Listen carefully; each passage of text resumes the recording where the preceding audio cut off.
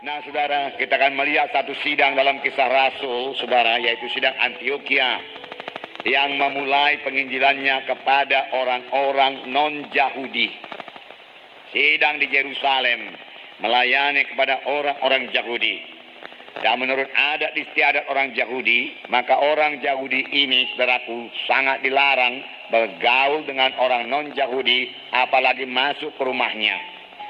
Waktu saudaraku Petrus, saudaraku, mengunjungi Kornelius dengan petunjuk daripada Roh Kudus, Petrus mengatakan hal ini. Engkau tahu betapa kerasnya larangan kepada kami orang Yahudi untuk bergaul dengan engkau. Tetapi Tuhan mengajari aku supaya aku tidak membedakan atau serupa orang, dia katakan. Oleh sebab itu Petrus pun datang ke rumah Kornelius dan mengabarkan Injil. Dan pada waktu Petrus mengabarkan Injil, Roh Kudus turun dan orang-orang di rumah Kornelius penuh dengan Roh Kudus dan mereka berkata-kata dalam bahasa roh dan bernubuat. Amin, saudara. Puji Tuhan. Memang kalau kita mematuhi Roh Kudus kita selalu berhasil. Ya, kelihatannya sidang Antiokhia ini diberkati Tuhan. Sidang Antiokhia bertumbuh dengan pesat. Sidang Antiokhia tidak kurang suatu apa. Sidang Antiokhia baik-baik saja, saudaraku. Mereka memiliki di sini dikatakan beberapa nabi dan pengajar atau guru, yaitu Barnabas dan Simeon yang disebut Niger, dan Lukius orang Kirene, dan Menahem yang diasuh bersama dengan Raja Herodes, dan Saulus. Jadi Saulus juga guru di situ. Sebelum dia jadi rasul, dia jadi guru dulu. Memang saudaraku, dalam sidang Tuhan perlu guru dan nabi. Amin, saudara. Jadi saudaraku, sidang Antiokhia ini yang sudah diberkati Tuhan, mereka beribadah kepada Tuhan dan berpuasa.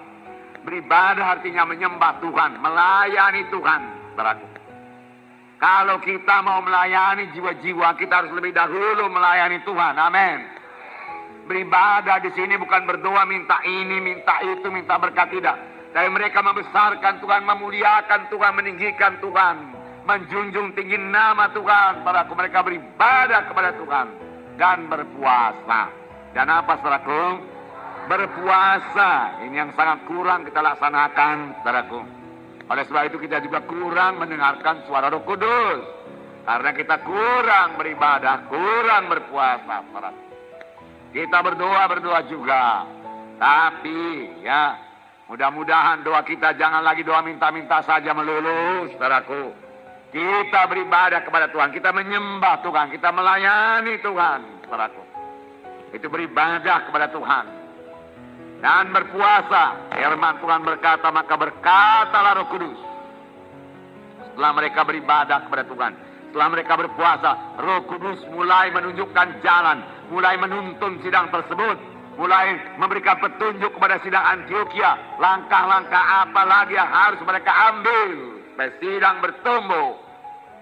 Saudaraku, sidang bukan hanya pada satu tempat saja. Sidang harus menginjil, saudaraku. Berpuasa. Saudara, biarlah kita juga belajar puasa ini. Tidak makan, tidak minum, saudaraku.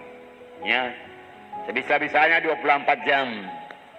Kalau saudara belum bisa 24 jam, saudaraku, tidak makan, tidak minum, silakanlah minum air putih sedikit, saudara. Saudara bisa tahan, saudaraku. Di kali berikutnya, saudaraku, saudara boleh kurangi minumnya, saudaraku. Lama-lama, saudaraku, dalam tempo 24 jam, saudara tidak perlu air dan tidak perlu makanan. Saudara bisa puasa dengan baik dan bersekutu dengan baik dengan Tuhan. Dalam puasa kita perlu bersekutu dengan Tuhan. Tentunya sidang Antiokhia ini waktu dia beribadah kepada Tuhan dan berpuasa, dia bersekutu dengan Tuhan. Itu sebabnya dia mendengar suara Roh Kudus. Amin. Apakah firman Tuhan disampaikan melalui nubuat? Saudaraku, tidak dituliskan di sini. Pokoknya mereka semua mendengarkan suara Tuhan. Bisa juga melalui nubuat, karena di sini dikatakan di sidang Antiokhia ini ada beberapa nabi dan guru. Jadi nabi itu bisa bernubuat. Bukan pula berarti kalau sudah bisa bernubuat sudah nabi. Tidak, saudaraku. Kadang-kadang saya bernubuat juga, saudara. Tapi saya bukan nabi, saudaraku. Semua kamu boleh bernubuat, firman Tuhan berkata. Amin. Dan biasanya dapat Bapak besar Roh Kudus juga, dia bisa bernubuat. Tetapi bukan berarti kalau sudah bernubuat sudah nabi. Tapi kalau seorang nabi harus dapat bernubuat. Amin. Nah, saudara yang kasih dalam nama Yesus, berpuasa artinya menyangkal diri, tidak makan, tidak minum. untuk mencari kehendak Tuhan. Banyak orang tidak tahu kehendak Tuhan. Banyak orang tidak mendapat petunjuk dari Tuhan, saudaraku. Dia tidak tahu langkah apa yang akan diambil selanjutnya. Untuk itu dia perlu puasa dan beribadah kepada Tuhan dan menyembah Tuhan, membesarkan Tuhan, meninggikan Tuhan, memuji Tuhan, menyembah Tuhan. Itulah dia beribadah kepada Tuhan. Dalam berpuasa itu kita berduka cita. Mengapa kita berduka cita? Karena kita menyadari kekurangan kita sebagai hamba Tuhan. Kurang urapan, kurang kuasa, kurang pengertian, kurang hikmat. Kita berduka cita. Kita juga berduka cita karena kegagalan kita dalam pelayanan, kebodohan yang kita perbuat, kesalahan yang kita perbuat dalam pelayanan. Kita berduka cita dalam berpuasa itu.